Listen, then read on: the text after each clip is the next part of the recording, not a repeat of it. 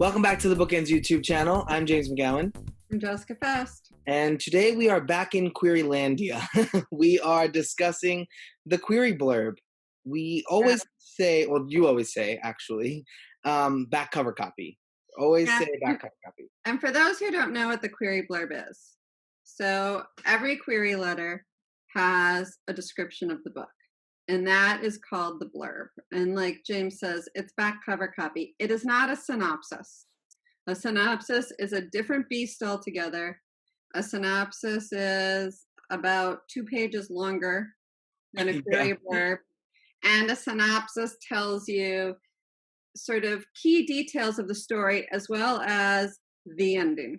Yes, it gives it all. Yes, and a query blurb does not tell the ending, ever. So your line that I always keep in my head when I'm writing pitch letters for publishers is you don't have to give everything about the book. You just have to get the reader to want to read the book. That is the sole purpose and goal of your query blurb or cover copy. You don't want to bore them. Right. And I mean, I'm not going to be interested if you give me a million details. I'm going to lose track and I'm not going to know what I'm really getting into right now. And after a while, I don't care who you are, your eyes start to cross when you're reading minute details of a plot because you're missing sort of the oomph of what is persuasive about a back cover copy. Because this is ultimately persuasive writing. It's meant to hook you, meant to interest you, meant to get you to be like, okay, this one is going in my cart I'm buying this. So we thought we'd give a few tips about what needs to be included and what does not need to be included. And how to write it. I mean, my first suggestion is if you haven't already written your synopsis, write your synopsis and free write your blurb. In other words, don't try to write initially to keep to the 2 to 3 paragraphs you need to keep to. Really write all of the details that are important to you, and then you'll start to hack it up to fit in these key points that we feel you need. And, but by free writing, I think you get it all out. Yeah, it's like a whittling situation. You're taking your book and you're whittling it down to the synopsis, and then you're taking the synopsis and you're whittling it down to a query, and then you've got a bunch of more whittling stages to get to the perfect query. But you very much have to assess everything in the book and what's important and what's not, and just keep removing what's not, and eventually you'll chip away. It's like you're sculpting. Eventually you'll get a great query blurb.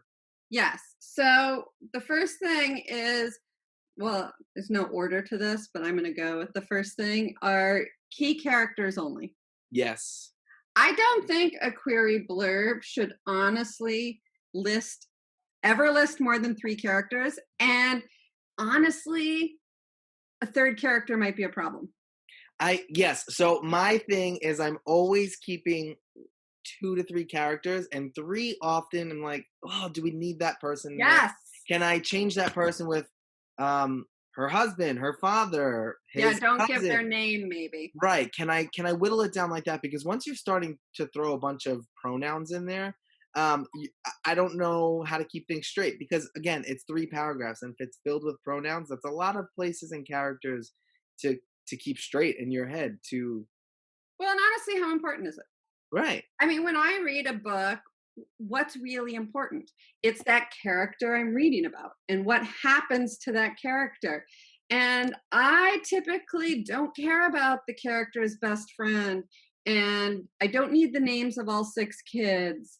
And I don't even honestly need the name of the victim. I just need to know there was a victim. Right. You don't really ever need it. No. So know who your key characters are and focus on that. And also keep in mind that your character is inevitably a really key piece of your hook. Yeah, there's a method for the hook, really. Right. So it's also introducing the hook at the same time you're introducing the character. And you don't want to water that down with a bunch of people that really don't matter at this point. Yeah, so I keep looking at Cheryl Holland's upcoming cozy mystery, and everything is right there in that first paragraph, which is actually really just a sentence. It's the main character, the setting, the hook of the cozy, which is a local moonshine and painting classes, and someone ends up dead. It's all right there. Like that has boiled down the overarching concept of the book into a single paragraph slash sentence. Yep. And that's basically you don't like she inherits her uncle, not her uncle's name. Like it's very broad. Yes. She doesn't really inherit her uncle, does she? No, her uncle's homestead. I should have finished that. But it's not like after inheriting her uncle, John Doe's, like Right. all those details aren't really necessary for They're my not. understanding of what your book is. And that's really all you need is you need to give the reader an understanding of what your book is enough that they're like, "Ooh, I want to know more." Yes, yes. And I don't know what I was going to say, but yes, I think that's exactly it. Take Yeah. out as many names as you need. Look at it. Do I really need that person's name? Do I really Yeah, and I think that every blurb has four main components. It's you're getting the main characters, you're getting the setting, and you're getting that big conflict. Yes. Um, So yeah, so the second part, I guess the second thing after characters for me is the central plot. yeah, that's yeah, Yeah. The key is central. yes. Your and which is going to revolve around the main conflict. So, I mean, most plots have subplots and sub-conflicts, and there's Hopefully interpersonal they all do. issues. Yeah. But you really only have to worry about the main one in your blurb. Of course, you can add little inklings that other things are going on too, but your focus should always be on the main conflict. Otherwise, you're going to muddy the waters, and I'm not going to know what's going on here. This is the biggest problem, I think, or the biggest struggle I see when we at Bookends are writing our own pitches and Yeah. we're brainstorming with each other. And we'll ask somebody the question, well, does this really matter to the story? And they'll say, well, it matters to the story. And I'll say, but does it matter to the pitch? Because Right. I don't care. And this is Like where they'll your say, line comes in. You just have to get them to read the book. I don't need to know every single detail. right, like it'll be, something like, she had broken her leg in a motorcycle accident. Well, does this really matter? Well, yes, because it really, affects her mentally throughout the story, but does it matter to the pitch? Right. Well, probably not. Like Right. it's So could not it just be really, after a motorcycle accident, after a tragic accident? It could be even broader than that. You don't ever have to give these little minute details that are frankly taking up word count, taking up yeah. headspace. It's just not necessary. Well, and the word count is a good point. We talk a lot about how a query letter should be only one page, and that blurb should only be 2 to 3 paragraphs. And people really get upset and overwhelmed by that. But you need to stick to that, and you need to keep honing to that because the more you force yourself to stay tight, the stronger that blurb is going to be, and the more you're going to entice somebody with it because you've focused on what's important. Right. And think of it this way. If you lose their attention here, you will never keep it here. So Well, you have to get them here and keep them here. And then to get them to open the book. well, and my challenge to you as readers, as writers and readers, is how many times have you been to the bookstore where you didn't even read through these whole 3 paragraphs? Yeah, it's because it's all in that first paragraph that tells you what you really need to know about the core of the story. Do I want to read a book that's like this? And it should all be in that first paragraph or so. Yeah. And if you don't read on. So to get people to even read the 3 paragraphs Yeah, can be tough. And that is part of your job. Your part of your job as a writer is to hone your skills at writing all things. And I will tell you that working on this blurb is going to improve all of your writing.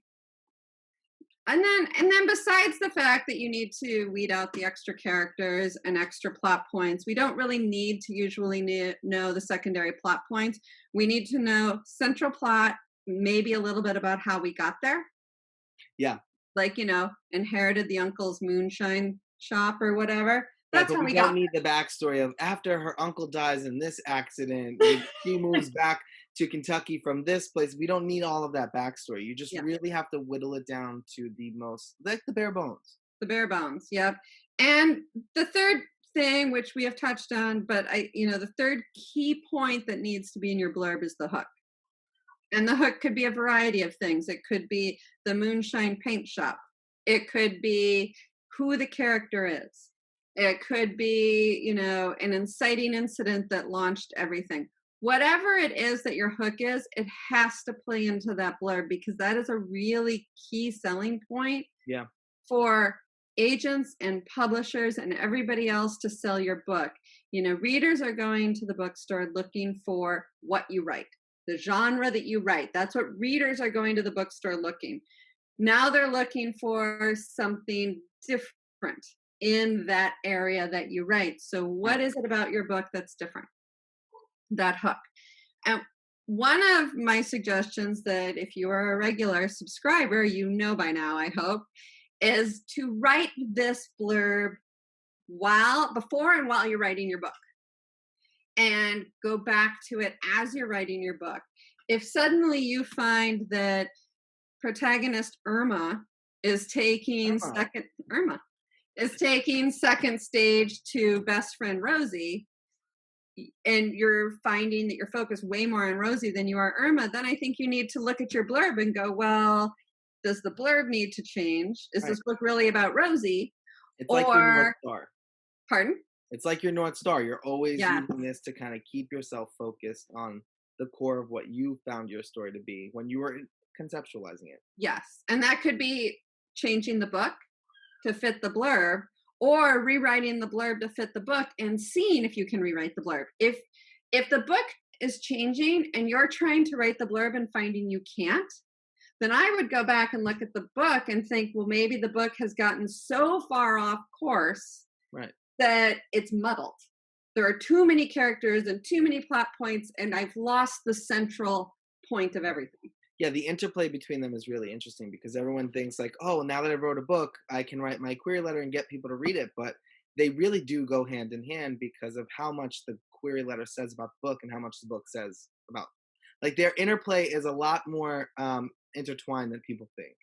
Yes, absolutely. And I think that sitting down to write the blurb when you first sit down to write the book can help you know, well, do I have something that's truly marketable here? Do I have a solid hook? Do I have a character that's going to grab readers and pull them in? And do I have a central plot?